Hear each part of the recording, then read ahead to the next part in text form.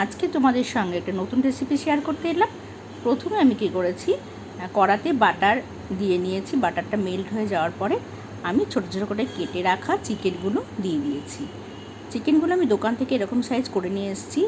আর আমি এটাকে ভেজে নিচ্ছি, দেখো। তারপরে আমি এগুলোকে কী করব, খুন্তি দিয়ে আরেকটু ছোটো ছোটো করে কেটে নেব, কারণ আমি তো এটা সেদ্ধ করব না বা মশলার সঙ্গে কষাবো না, তাই আমি এটাকে ছোটো ছোটো করে আরেকটু কেটে নিয়েছি। দেখো আমার চিকেনগুলো ভাজা হয়ে গেছে।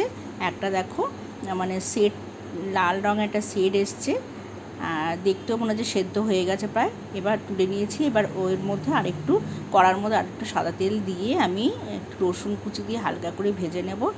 আর দিয়ে দেব এর মধ্যে আগে থেকে বেরেস্তা করে রেখেছিলাম, সেটা দিয়ে দেব। আর দিয়ে দেবো একটা তেজপাতা আর শুকনো লঙ্কা। সবগুলো দিয়ে আরেকটু ভালো করে নেড়ে চেড়ে নিয়ে এর মধ্যে দিয়ে দেব আগে থেকে ভেজে নিয়েছিলাম যে চিকেনটা, সেই চিকেনটা এর মধ্যে দিয়ে দেবো।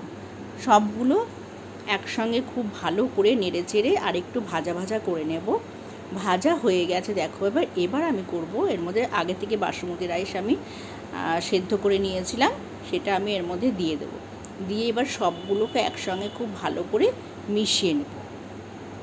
মেশানো হয়ে গেছে। এবার আমি এর মধ্যে দিয়ে দেব মিঠা আতর। তো পরিমাণ যেহেতু অল্প, তার জন্য মিঠা আতরটা পরিমাণটা আমি অল্প দেব। তারপরে দিয়ে নাড়াচাড়া করে এর মধ্যে দিয়ে দেবো কিছুটা বিরিয়ানির মশলা। তো আমার প্লেট রেডি হয়ে গেছে। কে কে খাবে চলে এসো। আজ আসি, আবার দেখা হবে, টাটা।